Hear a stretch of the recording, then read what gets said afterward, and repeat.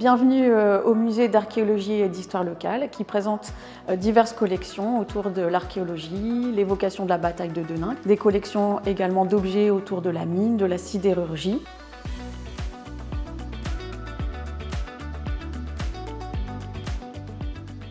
Je présenterai d'abord la peinture qui se trouve juste derrière moi, qui s'intitule Le Coron, peint par le célèbre Lucien Jonas, cet artiste qui est né à Anzin. C'est une scène de vie qui raconte la vie dans les corons. Et aujourd'hui, dans cette peinture, c'est Jour de lessive, des femmes de mineurs qui s'occupent aussi des enfants. Derrière elle, on a un mineur qui vient de rentrer de son travail et qui se débarbouille le visage. En arrière-plan, on ne peut pas se tromper, c'est bien un tableau qui traite de la mine, puisque derrière les maisons, l'habitat minier, on a un terri, le départ d'un terri, des cheminées qui crachent leur fumée, qui sont les cheminées des sidérurgies. La deuxième œuvre que je souhaitais vous présenter dans ce musée, c'est la sculpture de Corneille Tennyson qui représente Jules Mousseron, qui est le poète et mineur le plus célèbre de la ville.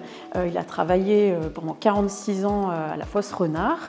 On a retenu son nom surtout parce qu'il a écrit beaucoup de poèmes. Et puis il a aussi inventé un personnage que beaucoup de gens connaissent ici, Cafouniette, qui est un mineur un peu bené, à qui il arrive plein d'aventures et qui a une femme très autoritaire, donc beaucoup d'humour dans les histoires de Cafouniette.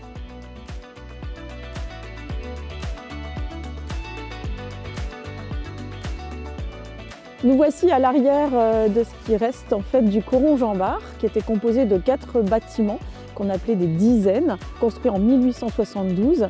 Et ce bâtiment, qui est aujourd'hui le conservatoire de musique, a été gardé puisque c'est là où a vécu Jules Mousseron et sa famille, sa femme Adélaïde et leurs 3 filles.